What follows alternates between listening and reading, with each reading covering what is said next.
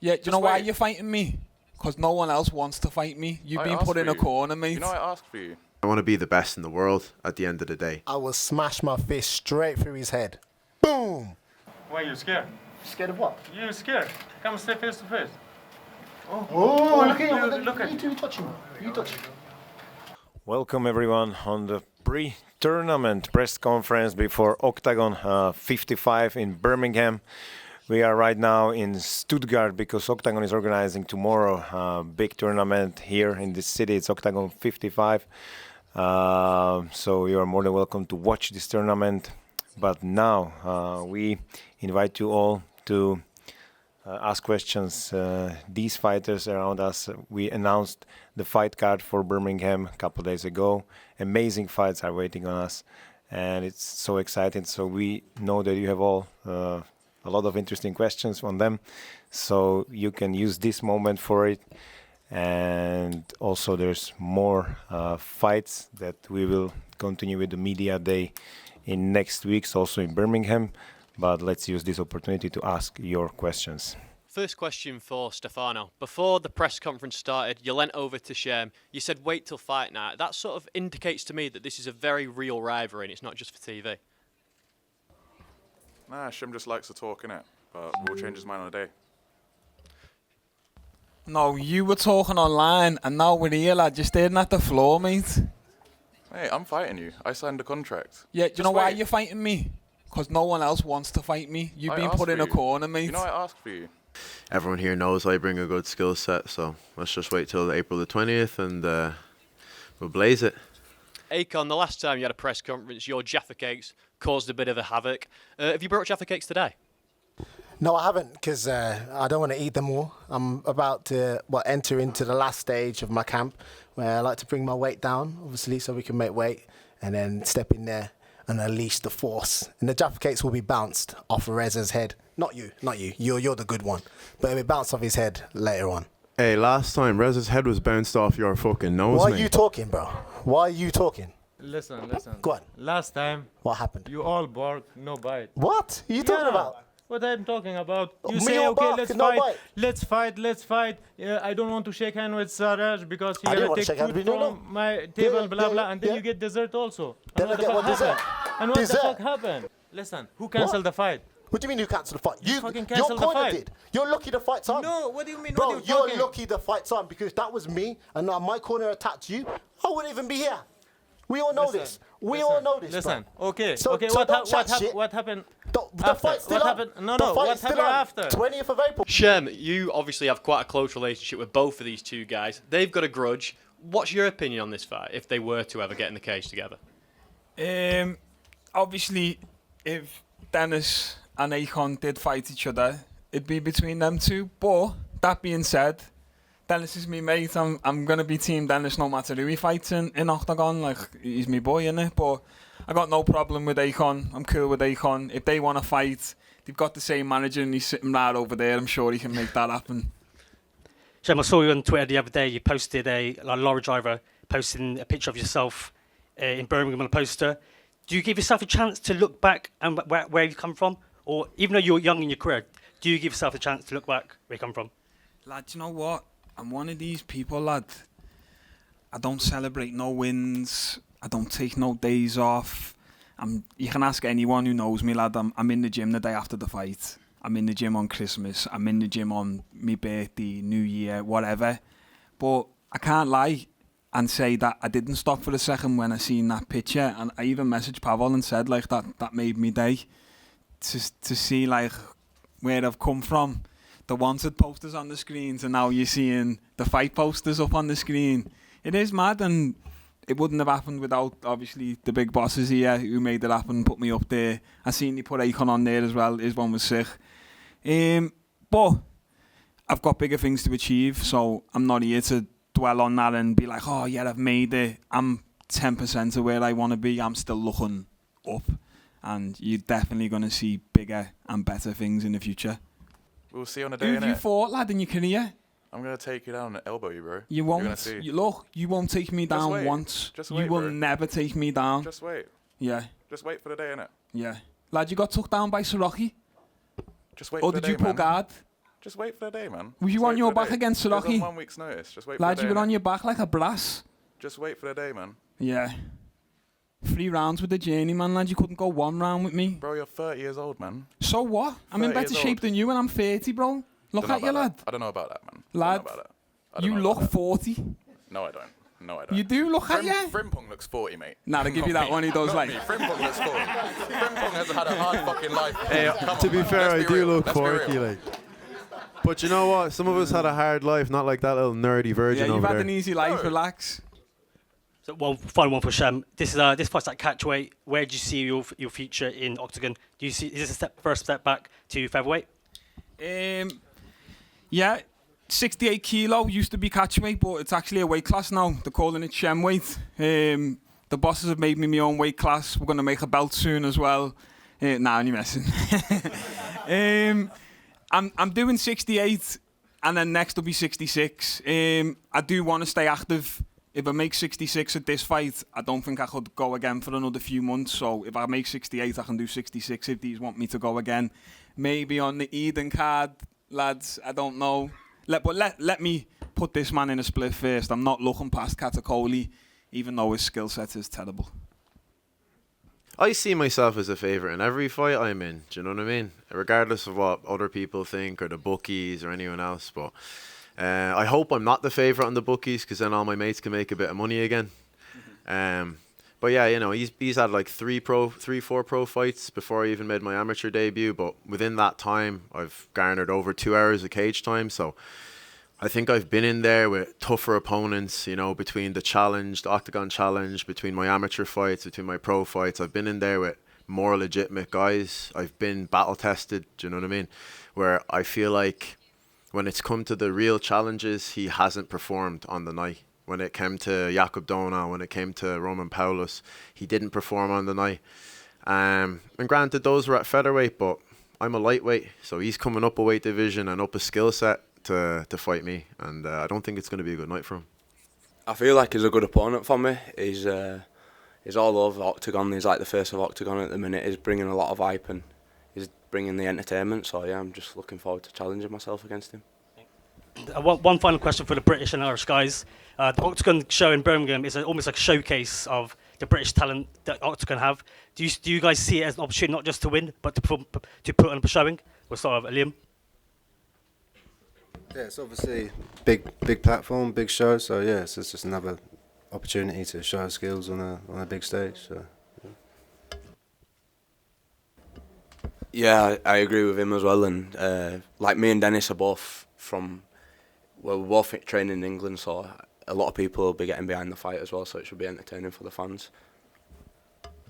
Yeah, so first of all, yeah, there's not just British talent on this, there's Irish talent as well, yeah. So myself and Will, and technically Shem as well, yeah, we're flying a tricolour, we're not flying the Union Jack. But yeah, it's good to showcase the talent that's in the region of the Isles. You know, we're the furthest west in Europe other than maybe Iceland. And yeah, we're going to come showcase our skills. Hopefully showcase enough of our skills that we get a card going in Ireland at some point, maybe Belfast or Dublin. But hopefully Dublin, but we'll settle for Belfast. Yeah, thanks guys. I want to be the best in the world at the end of the day. So if I can't even beat, you know, the best in the UK or the best in the Czech Republic, then I can't be the best in the world, can I? Because there's other guys out there as well. So yeah, that's the reason I want to just come out there and test myself. Don't really have time to be wasting. The last time I made 66 was, 4 years ago, in 2020. I'm a big cunt, what can I say? To make featherweight more than 2-3 times a year is going to be taxing on my body. But I can make featherweight. And you'll see when I get in there, I'm probably going to be the biggest featherweight on the roster. I am massive. I look at the featherweight roster and just see like a lot of people who don't want to fight me, lad. I don't know, maybe people are on holiday at this time of the year. Don't know, like Samuel Bark said it himself. He doesn't want to fight me. He DM'd me. I don't know what's going on. He's the number 1 contender. Like the champ's tied up, so I understand he's doing what he's doing. I'm looking at the top. I'm looking at the top 5. I want the best guys in the division. I want the fights that are going to excite the fans. And hopefully UK scene. It's me versus Katakoli, Liverpool versus London. Hopefully the UK fans will get behind that one. But I'm half looking past him. He's not on my level. Serious. Next question for Frimpong. Some say you're all talk and no action. How do you plan to silence the haters and show that you are the real deal in the next Octagon event? The last guy that called me a keyboard warrior got sent back to the B leagues. So, what else can I say about that? This guy's probably going to get sent back to the B leagues as well. And about Birmingham, just what I think, and about England, it's like you have to build it up. Like this country is not easy for us. Everything is different, and we're just trying to fight through because we believe that, as we said always with Palo, that not us, it's not because of us and about our mentality and about what we want to achieve. It's also part of this journey. But the main journey for us is to bring the best possible European MMA to European fans in their time zone, in their homes, in their cities. There was a talk that it wasn't certain that you are still going on with Octagon. Why did you eventually decide to go on with Octagon and fighting here? Do you mean after Manchester? After Manchester, yeah. Yeah, it was just one of those things. Ended the contract. I changed management. Then obviously my manager had to speak to the bosses, and it was just one of them in the process. Look, like what these were saying before, look at all of the shows in the UK, in Europe. Why would I not want to be here? Where else would I want to be in Europe? It doesn't make any sense to be anywhere other than here for me. So obviously, in the end, we got the deal done, and everyone's happy, and the fans are happy. So now all I've got to do is back it up in Birmingham. If I lose in Birmingham, then fucking hell, I'm in trouble here, aren't I? But I can't lose to that fella over there. Have you seen him? Do you feel under pressure? Having the whole scene on your shoulders, maybe? Do you know what, mate? The one fight that I didn't feel any pressure was the fight that I lost against Nathan Kelly. Every other fight, when my back's against the wall, when I'm in enemy territory, when I'm getting booed by the fans, that's what motivates me.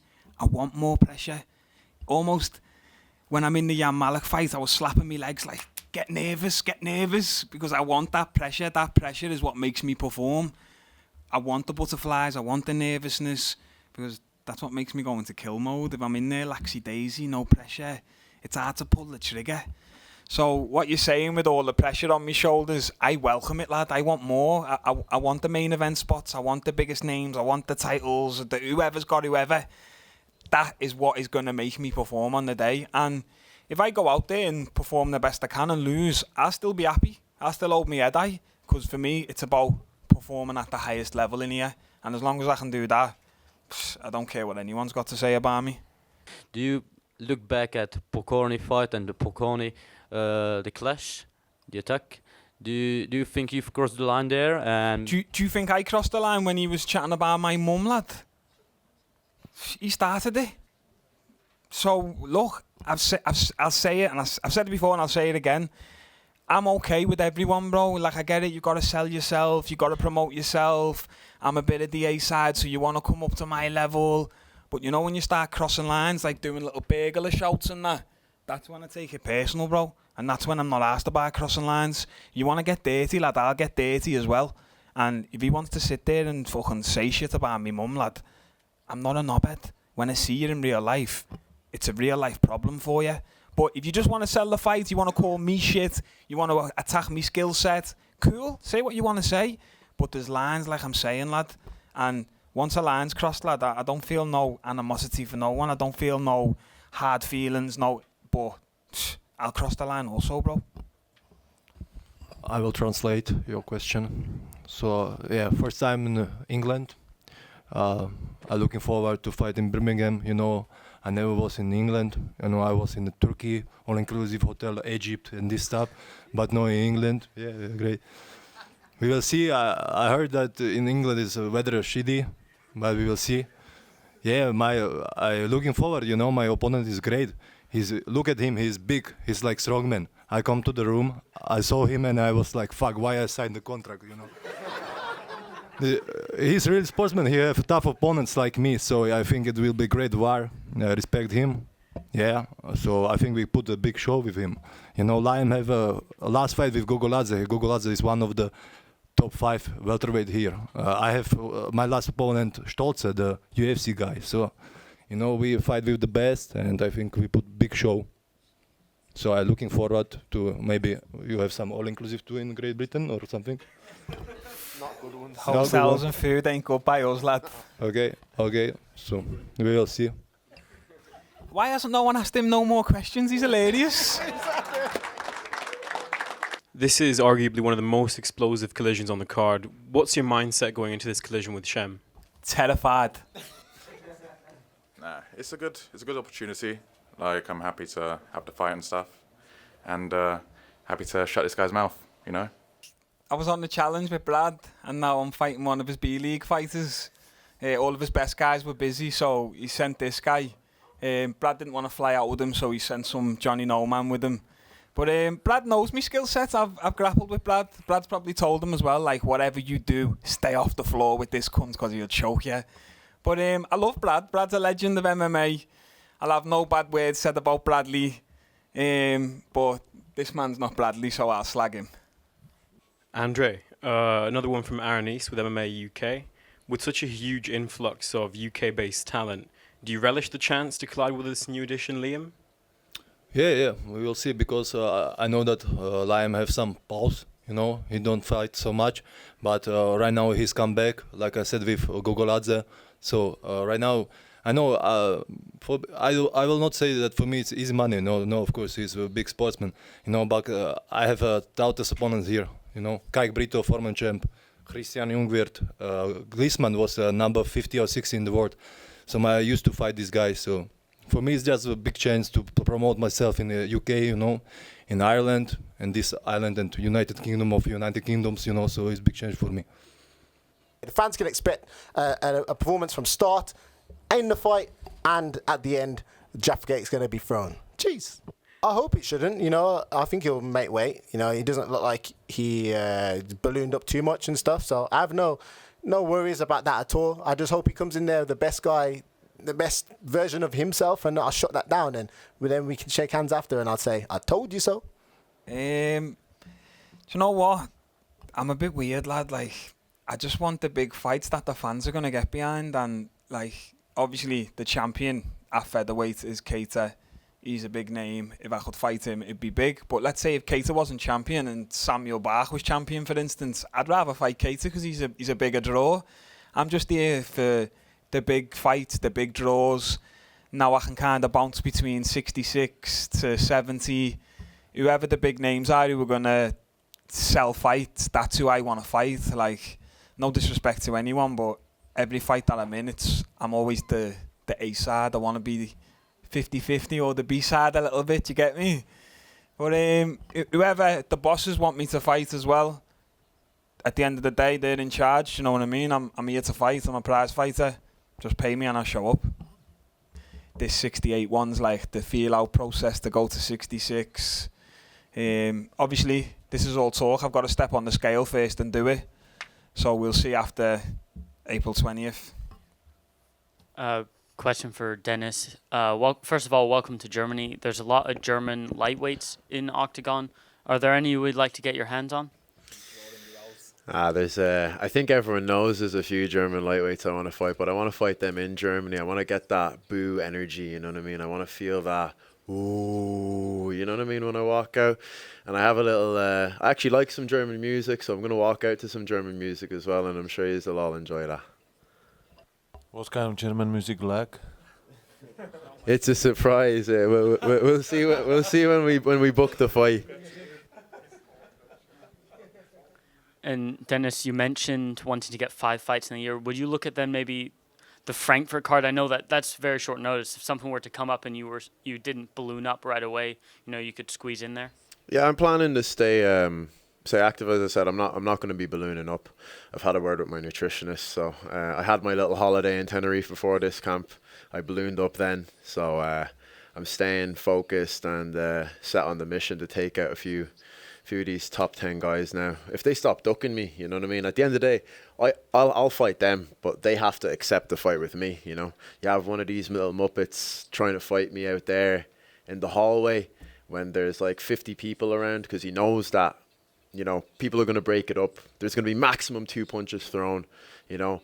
Unlike Akon, I'm not going to cry and be a victim about it. But I want to get him when there's just me, him, and the referee, and the only time I'm going to get pulled off him is when I'm punching his head into the canvas. So he has to accept the fight, as do all the other people. Question for Shem. Training at Next Gen MMA with all the talent that is there across all different MMA promotions, what is it like being in there every day with these like world champion level fighters? Lad, you know what? It's mad because you've got to think, I was away from Liverpool for, 10 years. So I was watching these people who I now train with, like almost looking up to them. I've been watching Paddy from the come up. I've been watching Molly from the come up. I've been a fan of Luke Riley for a good while, Nathan Fletcher, Adam Cullen, and then eventually got to come home and train with them all. Yeah, I just want to start by saying thank you, Octagon, for the press conference, and thank you to all the fighters. It's been a great press conference, but I just got one for Akon. Other than using the force to make Siraj quit in the Octagon, how will you be looking to finish him? I will smash my fist straight through his head. Boom! And just a quick question, with the Jaffa Cake stuff, will there be any Jaffa Cakes left over for his corpse? I bought an extra spare box, one just for Reza, and maybe I'll give Siraj a couple after. But maybe I'll bring you a box. You seem like you're asking for. I'd really appreciate it. Yeah. Thank you. I got you, man. I got you. Okay, so that was it. Thank you, guys. And now we do the stare downs. Okay. So we'll start. We bring together Andrei Kalashnik and Liam Etabar.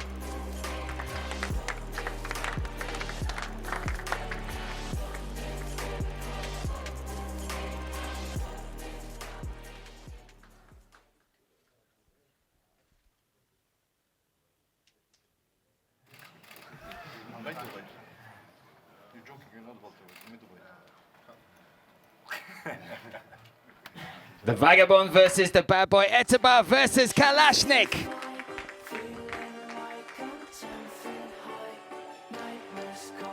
Next up, we bring together Callum Mullen and Dennis the Menace Frimpong.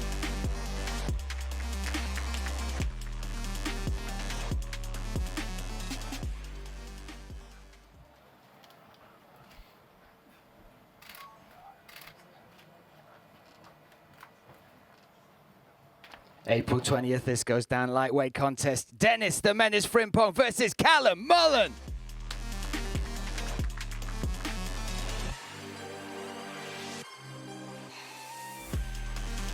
Next up, welcome the Ghost, Stefano Catacoli and Shem Rock.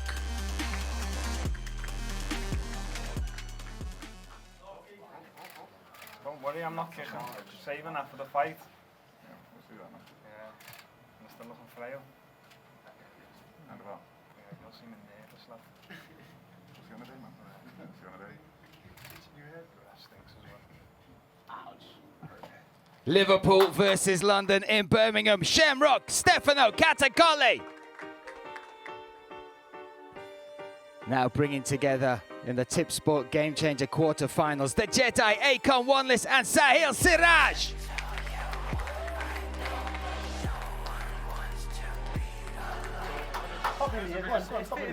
No, I don't get to get close. Go on, get He looks close. scary. You don't want to face off. Man up, let's go. My face off. What are you talking about? Why are you scared? Scared of what? You're scared. Come stay face to face. Oh, look at you. Look at You touch him. You touch him. This to see who progresses in the Tip Sport Game Changer. Akon Wanless, Sahil Siraj. All goes down April 20th. Tickets at theticketfactory.com.